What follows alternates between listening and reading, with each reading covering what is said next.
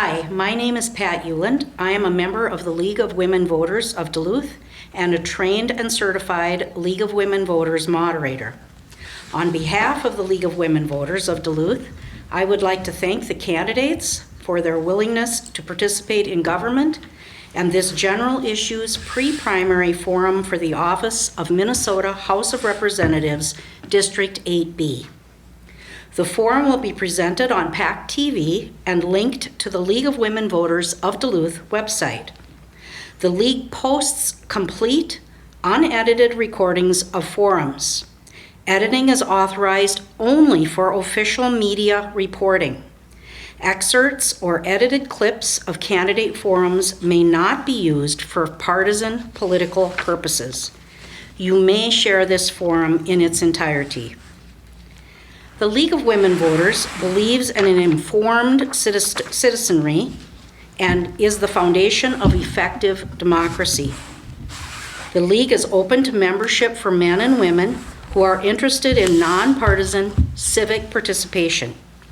It is a volunteer organization working at the local, state, and national level to encourage citizens to participate in government. While we as a league do study and take stands on issues, we do not endorse or support political parties or candidates. The views expressed at this forum are those of the participating candidates and not those of the League of Women Voters of Duluth, and sponsorship of this forum is not a league endorsement of any of the individual candidates participating. The League of Women Voters of Duluth realizes that creative and innovative policies and practices are forged out of diverse points of view. We believe diverse perspectives are necessary for responsible and representative decision-making.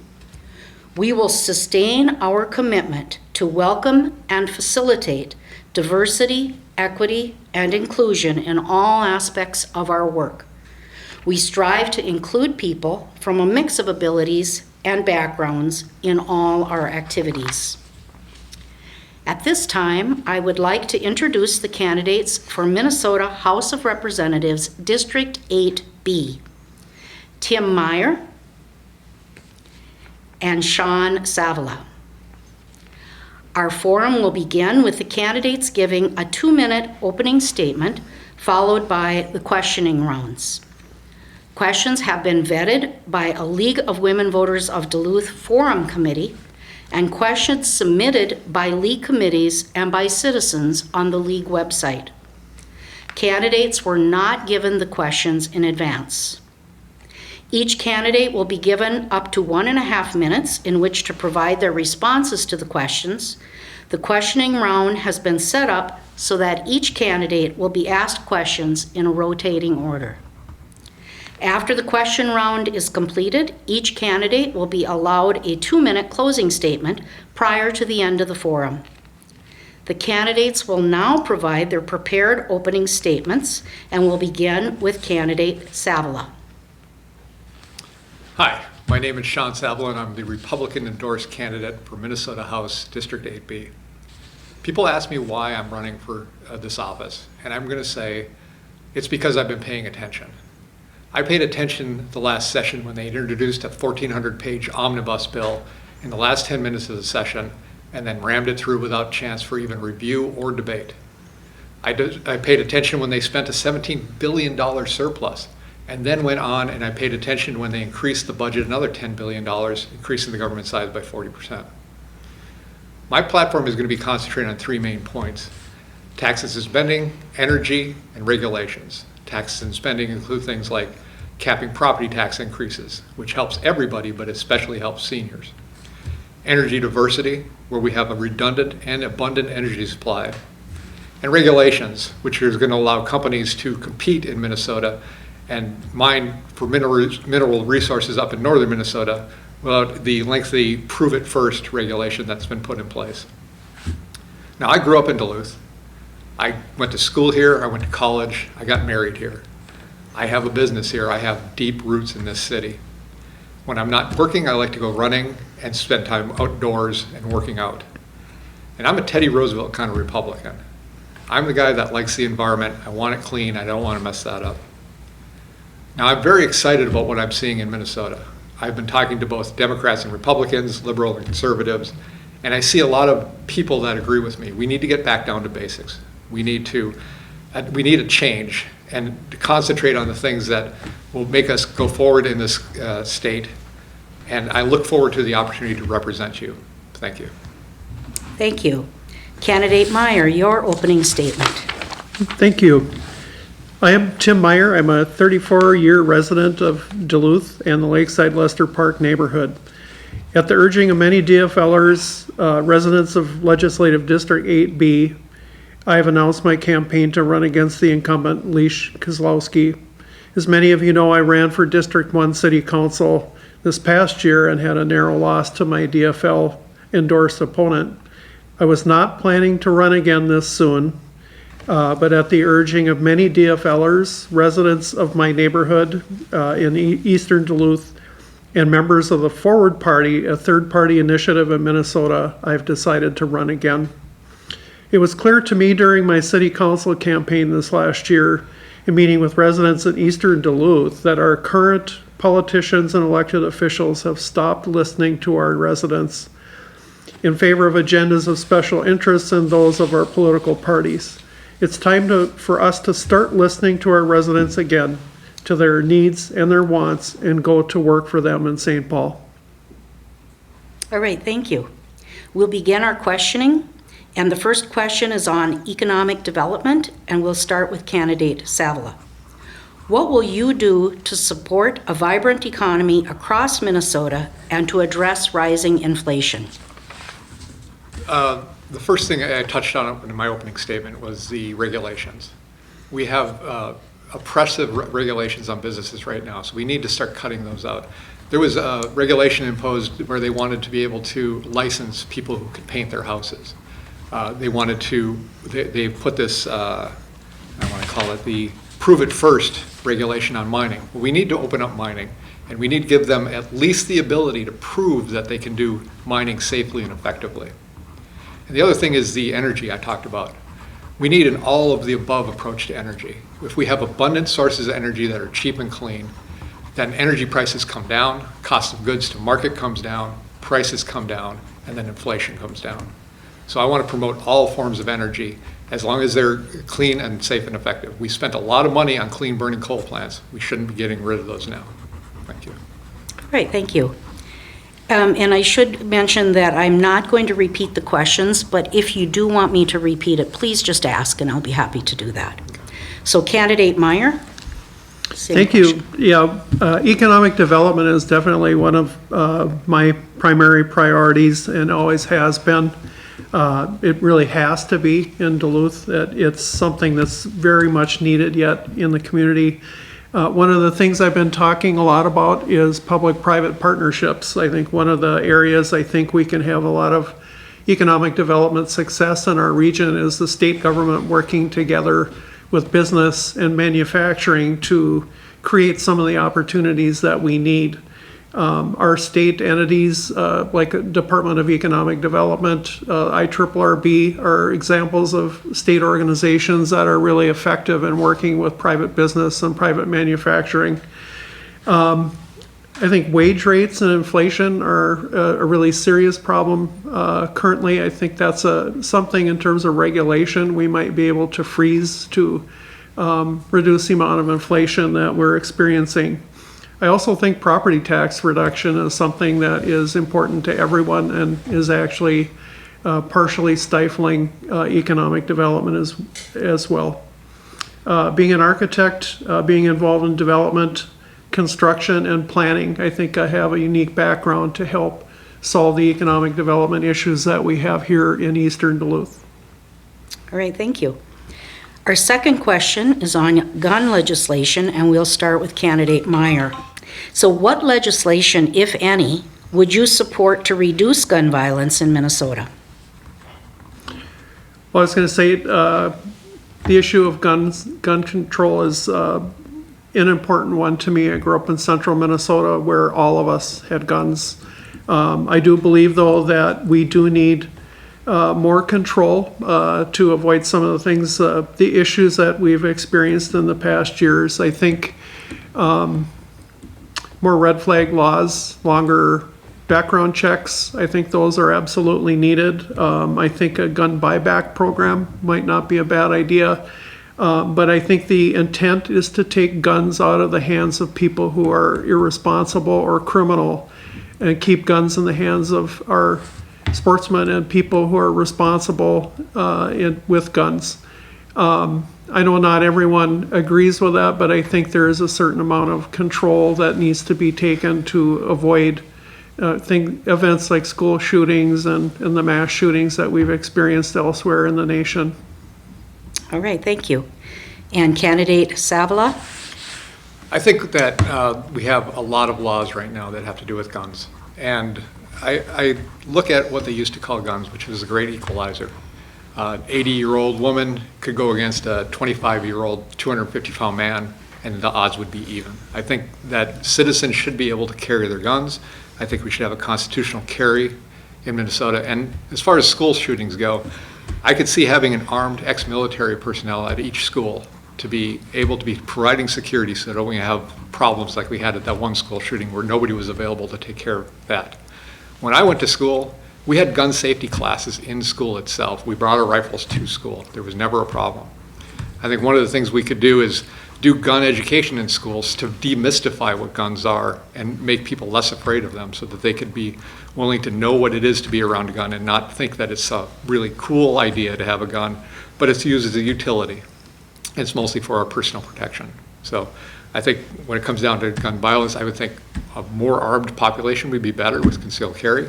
And I think that having people in military backgrounds protecting our schools would be a good idea. All right, thank you. Third question involves mining. The mission of the Minnesota Department of Natural Resources, DNR, is to work with Minnesotans to conserve and manage the state's natural resources, to provide outdoor recreation opportunities, and to provide for commercial uses of natural resources in a way that creates a sustainable quality of life. So the third question, and candidate Salvela, you will go first, is, do you believe that the DNR's mission should be only conserving and protecting natural resources and leave the commercial development up to another agency or department, particularly in regard to the copper sulfate mine, North Met, Polymet, and please explain. Yeah, I think the Department of Natural Resources can do this job as long as they have the skills to do it.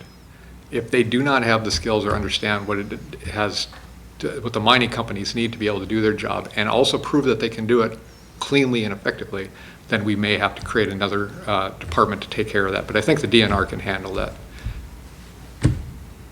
I'm sorry, did I not answer the whole question? Because I didn't. Was there more to the question? Well, the question, I'll just repeat it. Do you Okay. believe that the DNR's mission should be only conserving and protecting national resources and leave the commercial development up to another agency department, particularly in regard to the copper sulfate mine, North Met, Polymet? And please explain. Okay, so I think I did explain it. I think they are capable of doing that as long as they have the business knowledge and background in order to do it. I don't know exactly right now if the DNR has that, but I believe they do. Okay, thank you. And candidate Meyer. Yep, get asked a lot about this question. I absolutely believe that we should be able to move ahead with mining in northern Minnesota. That I think the materials are needed, the jobs are needed. I think it can be done safely. Obviously, we shouldn't do any mining work unless it's regulated and we take care of environmental issues. I believe the DNR is uniquely qualified to do this kind of regulation. I don't know that we would necessarily need any other entity formed to perform the regulation there. I think between the EPA and the DNR, I think that they're very capable. Honestly, I think that mining can be done safely in Minnesota. I've heard speeches from the Iron Mining Association on mining technology. I believe that it's possible to safely mine copper nickel in northern Minnesota, where we get the materials and the benefit of the jobs. But obviously, we need to be environmentally responsible. I also believe that the reclamation funds should be put into escrow before mining activity is allowed to begin. Thank you.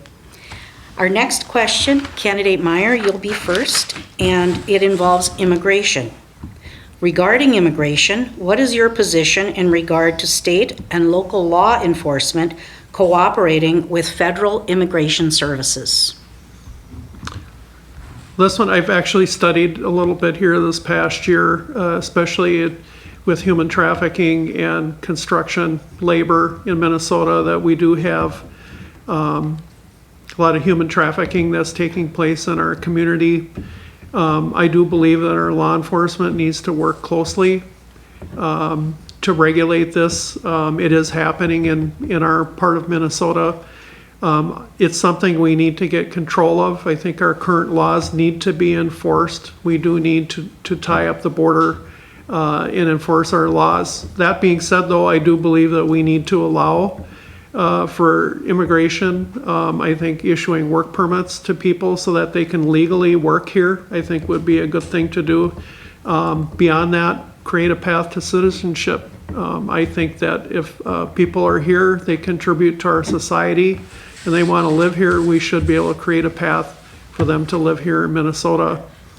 I think it's concerning to me that the cartels and the labor brokers are involved in Minnesota and involved right here in our region. The crime that goes along with that is also a big concern to me, and I think it should be talked about more widely in the community. Currently, I don't think people are aware of what's going on here. Thank you. Candidate Salvela? Yeah, and I want to make sure that there's a clear distinction between the legal process of immigration and illegal immigration. So the legal process, I have many friends that have come here legally. It's an arduous process. It takes a lot of time and money, but these are people vetted and come into the system and are contributing right away. That's opposed to illegal immigration. These people are in the country illegally. A lot of the times we don't vet them. We don't even know what diseases they may have, what their affiliation is. Are they terrorists? We've got to get control over this. And we need to deport the immigrants that come here that are here illegally. We need to toughen up our borders up north, and we do need to work closely with our federal government because they are ultimately in charge of immigration and illegal immigration. Once if we get rid of some of the illegal immigrants in this state, that's going to free up some housing, it frees up jobs, it's only good for our state. So I think we need to work closely with the federal government, and we need to take control of who's coming into the state so we know who's coming in here, who's living here, and what their intentions are. Thank you. And Candidate Salvela, you will go first on the next question, which involves climate change, global warming. We hear two phrases in regard to the temperature, weather, and landscape changes taking place in the world: climate change and global warming. Question: what actions can or should the Minnesota legislature take to mitigate the effects of climate change? That's a great question. I think, first of all, Minnesota is one of the cleanest places on the planet. We have an abundance of water, we have an abundance of trees. We are very clean, and we make sure that our energy is being generated cleanly. I think if you took completely Minnesota out of the world population as far as what our emissions are, I don't think it would have one bit of difference on the world ecology. And I think it's kind of arrogant for us to think that we can really change the global climate. This climate has been changing since the world began. I can only imagine what it would be like if we lived in an age when the ice age was recessing. People would be going crazy. We're going to all die. We're losing all of our ice. This happens year upon year. And the evidence that's presented shows that there is not a significant global climate problem. So I don't think the Minnesota government should be doing anything other than making sure that we're not introducing problems into the climate. We're not bellowing out smoke. We're not producing a lot of acid. But as far as everything else goes, I think we should make sure we're just maintaining status quo, and I think we're doing a good job. Thank you. Candidate Meyer? Yeah, I think climate change is real. There are a lot of people who tend to not want to believe that, but I do believe it's real, and I think that the state needs to show leadership in attacking this problem. One of the initiatives the state has going on right now is the SB 2030 energy guidelines, which in terms of energy statewide, setting goals for energy efficiency for buildings. We also, within our grid and energy sources in Minnesota, the use of coal will be to zero by the year 2030. Be less reliance on natural gas and more on renewable energy like solar, wind, and hydro power. I think that there are other tools that could be used. That everybody knows that 80% of the carbon footprint is generated by buildings. That I think improving envelope performance on buildings, I think state funding, state tax credits, things like that could help building owners upgrade. The other is our state fleet of vehicles, converting those vehicles from gas powered to electric. All of these things are ways I think the state can show leadership in addressing climate change in our own region. Thank you. And Candidate Meyer, you will answer the next question Sure. first on affordable housing. How is the state providing support for affordable housing projects locally? Well, that's a good question. As you probably know, I am an HRA commissioner here in Duluth. We work quite a bit with the Minnesota Housing Finance Agency on projects here in Duluth. The HRA actually developed the highest number of housing units in Duluth this past few years. The HRA, our Duluth HRA, has shown a lot of leadership in affordable housing. I joined the commission so that I could be one of the people to help attack this problem in Duluth. And again, I think I have a unique background, having been involved in government, in policy through commissions. I'm also an architect. I've been involved in working for HRAs in both Minnesota and Wisconsin. I also do a lot of work with developers and contractors. So I think my background is unique in terms of being able to help address the affordable housing problems we have here in Minnesota. I think too, we also have some regulatory challenges in terms of our housing zoning and development policy. I think that need to be addressed as well. Currently, we have a lot of issues with cost that are impacting housing development. I think the city and the state need to get more involved in providing financing for projects. Okay, thank you. Candidate Salvela? Could you repeat the question, please? Absolutely. On affordable housing, how is the state providing support for affordable housing projects locally? Well, I think the first thing to do when we're answering this question is define what affordable housing means. Is it low-income housing, middle, or high? And I don't think we can talk about affordable housing without talking about property taxes. So, because property taxes tie in quite heavily into what affordable housing is. Now, at the state level, they leave a lot of that decision-making down to the city. The city comes up with ordinances, zoning, and the state does not provide too much guidance in that. What the state does provide is regulations of what you can do for building a house. So they're more of the house itself as opposed to the zoning laws in the city itself. So what could the state do to help affordable housing? Well, it would be to have additional funding into the city and to allow them to build all sorts of houses at all stocks at every level. So when it comes down to what we're going to build, we have to build not only low income, but middle income and upper income housing, so that when people in the middle income can have a job and they can build enough money, they can move up, and then the lower people can move up into the middle level. And then I think we also need to look at building up as opposed to out with more apartment buildings in Duluth. But that's at a city level and not a state level. Thank you. Okay, the next question, Candidate Salvela, you will be answering first, and it involves education. What will you do to ensure that school meal programs and early childhood education programs remain available to Minnesota families? Well, one of the things that's going to help that is getting rid of some of the fraud that we've seen. We saw $250 million in fraud in the Feed Our Children program in Minnesota alone. That's a lot of money. We need to make sure that when we're creating these rules, we have oversight, and then we hold people responsible for doing what we ask them to do. When we give them money to provide school programs, we need to make sure that they're actually doing it and not spending the money in different ways. We also need to loosen up some of the regulations that we have as far as where it qualifies you to participate in these programs. So I think when it comes to feeding our kids and making sure that they have enough to eat, we maintain our funding, and then we reduce the fraud that's involved with the system right now to make sure that people that need it are getting it. Okay, thank you. Candidate Meyer? This is a timely question here. I just met recently here with the Duluth Teachers Union and talked about this topic. I think we absolutely have to continue funding for the meals program. In some cases, this is the only time during the day kids are getting nutrition.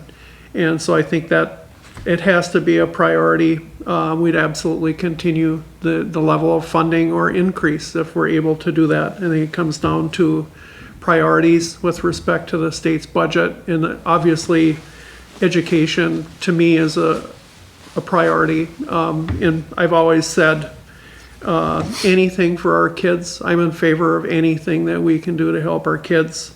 I've also always said anything for our teachers, anything we can do to help increase the quality of our education for our kids and our families is what we want to do. All right, thank you. And our next question, Candidate Meyer, you will be first. It involves election integrity. Do you think misinformation and disinformation affects our ability to conduct free and fair elections? And if so, what can the state of Minnesota do to remedy this? That's a good question.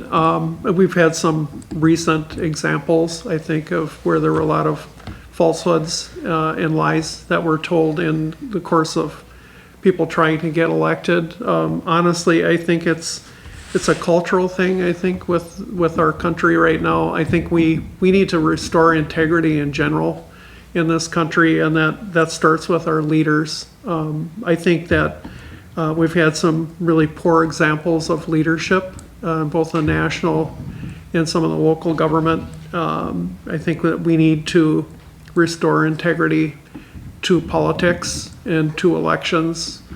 I think it's a challenge, I guess, for people to be honest about their backgrounds, be honest about what their priorities are, what their record is. And again, being a parent, it's a thing that I think about a lot in terms of example for my son. And I think that starts with our leadership. All right, thank you. Candidate Salvela? Yeah, I think what we have is a First Amendment that allows people to say what they think, even if people don't agree with it. And what is misinformation and disinformation to one may not be misinformation or disinformation to the other. It depends on who's in charge and where that information is being filtered. I think more information is better. If there's something that is not true, I think we need to advertise that and put it out there, but not try to stifle what people are saying. We should be able to disprove these things. And what we need is open transparency. When people are asking questions about election integrity, they can't just be shooed up and say, no, it's secure. I have a computer science degree. I've worked in computer security. I see how intricate and how intelligent people are to defraud something as simple as an electronic communication going across a line. So when somebody brings up a point of saying, hey, I'm not sure this mail system or these drop boxes is a good idea, you can't just wave your hands and say, no, that's fine. It won't be a fraud, no problem, because it's so easy to do that. So I don't think the state's responsibility is to stop people from talking. I think it's to put out the information and be as transparent as possible so that when they're answering questions, people can believe them, and that's what stops misinformation. Thank you. Thank you. And Candidate Salvela, you will be the first on the next question, which involves health care. Minnesotans are growing older. What measures would you advocate to ensure quality care for seniors, especially those who can't afford elder care and/or assistance for their caregivers? Oh, first off, I would look at Social Security, which most elders receive, and getting rid of the tax on Social Security. You shouldn't have to pay a tax when you're putting money into a system and then getting it out again. I think we need to make sure that we have enough money in place for these elderly people to go into a home and not be on the streets, so we need to make sure that we have programs in place for that. Growing old and not being able to afford where you live is a terrible thing, and I wouldn't wish it on anybody. So I will do what I can to make sure that these people can live in a place with dignity and respect and live out the rest of their lives in peace. Thank you. Candidate Meyer? I get asked this question a lot as well. I think we absolutely need to fully fund programs like Social Security and Medicare. And again, it comes down to priorities within our budgets. I think that our seniors are people who they've spent their whole life contributing to our society, and I think they deserve our love and our care as they age and move through life. These programs absolutely need to be prioritized, and funding for things like Social Security shouldn't be a target to be drawn from for other kinds of projects or policies. I think we absolutely need to protect our seniors. All right, thank you. And candidate Meyer, you will be the first one to answer our last question, which is on infrastructure. We've all been hearing about infrastructure plans, large and small, such as the replacement of the Blatnick Bridge, the cleanup of the St. Louis River, and lead abatement in the city of Duluth. What infrastructure plans would you like to see advanced for our region, and why? Infrastructure and streets are one of my campaign priorities. I think it's a commitment that we need to make. I know here in the city of Duluth, we don't have the funding that we need to do the projects that we really need to do. I think the city has done a good job with getting done what they have the funding to allow them to get done, but I think the situation we have in Duluth now is so serious between the condition of our streets, the condition of our sewer and water infrastructure. We need to do large projects to catch up and then put in a good maintenance plan to maintain our streets, maintain our infrastructure going forward. I think working with the legislature to try to find this funding is critical. I also think we need to be going to the federal government and lobbying our federal legislators to be putting money into communities. I can tell you from traveling, I was in Milwaukee this past month. I was concerned with what I saw there with the amount of aging infrastructure they had in the city of Milwaukee. Our situation is nowhere near what some other larger cities have right now, and it absolutely needs to be a priority. All right, thank you. Candidate Salvela? Could you repeat that question? Absolutely. So we've all been hearing about infrastructure plans, large and small, such as the replacement of the Blatnick Bridge, the cleanup of the St. Louis River, and lead abatement in the city of Duluth. What infrastructure plans would you like to see advanced for our region, and why? Well, definitely our water mains in Duluth have to be taken care of. They're over 100 years old, and we need to find ways to help out Duluth with that, because I don't think the planning has been put in place with the charges they've been having to do this replacement without increasing our water prices by 2-3 times. And I think actually that is the plan.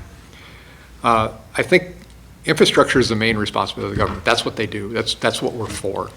And when it comes to bridges, we absolutely need to make sure our bridges are safe. I was in Minneapolis when the bridge collapsed a few years ago, many years ago now. I used to take that bridge all the time. I was about 20 minutes away from being near that bridge or on that bridge when it collapsed. So we need to make sure that we have the funds available to have these bridges or take them down and do something else. We may have to take a bridge off and do a bypass if we need to do that, if we can't have safe bridges. So the roads are a city issue, but we do need to be able to fund the roads and have good roads here, and we've been doing a better job in Duluth than we have in the past. So my priorities would be bridges, and it would be the water mains in Duluth. All right, thank you. At this time, we will ask each candidate to give a 2-minute closing statement. We'll hear first from candidate Meyer. Well, thank you. Well, I just wanted to share some of my campaign priorities for my House run. Many of them are the same as they were for my City Council run this past year. They all came from listening to our residents and concerns that they have, which, as I mentioned, I think our politicians and elected officials have forgotten. My priorities are housing expansion, and I say housing at every tier and every level in the community. Support of private childcare, I think this needs to be a priority. Developing more school-based childcare. I think the addition of 3K and 4K programs have been very successful. I think we need to add newborn and toddler care as well within the schools. Public safety and law enforcement, we absolutely need to give the tools that we need to our law enforcement to make sure they have the training and tools to be safe in their job and return home safe to their families. Economic development, I've shared with you how important that is. That's always been a concern here in Duluth, and that hasn't changed. Funding to replace our aging infrastructure and streets. We need to work in St. Paul, work with other legislators for the funding that we need to address these serious issues we have here in Duluth. I was also made aware by people at Public Works here in Duluth of how serious the condition of our water and sewer utilities are in eastern Duluth. This is all, again, part of water quality and issues we need to address. Our campaign slogan for this run is All for Duluth, meaning that all of my effort in St. Paul will go toward the needs of eastern Duluth and District 8B.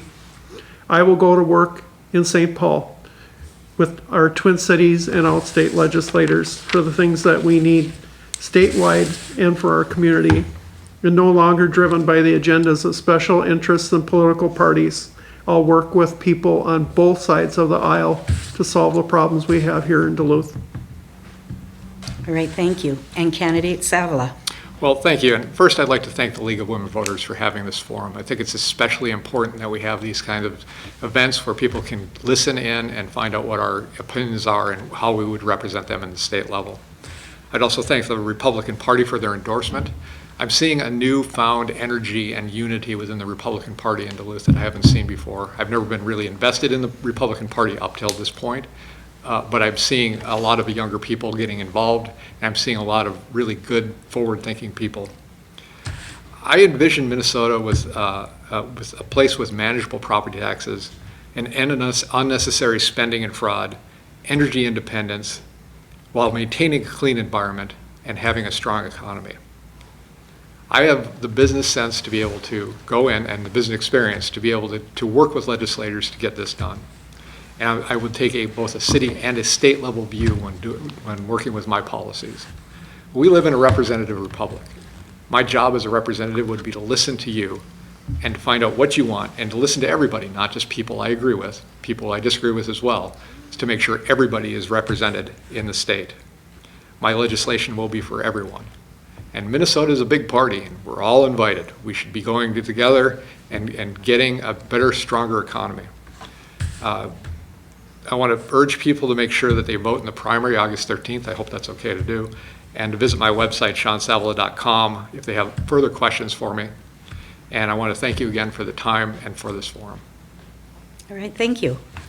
This concludes the candidate forum for Minnesota House of Representatives, District 8B. It is our purpose in sponsoring events such as this to provide you with an opportunity to hear candidates discuss the issues that are important to you. There is never enough time to cover all of the issues in a limited time setting such as this. If your questions were not addressed, you should feel free to contact the candidates directly. We hope this helps you learn more about the candidates and the issues so that you can make informed choices at the polls on Tuesday, August 13th. We thank the candidates, PACT-TV, and the viewers of this forum. PACT-TV will broadcast this forum and others. Check their listings for a schedule of times. The forums will also be posted on the League of Women Voters of Duluth website, lwvduluth.org. Thank you.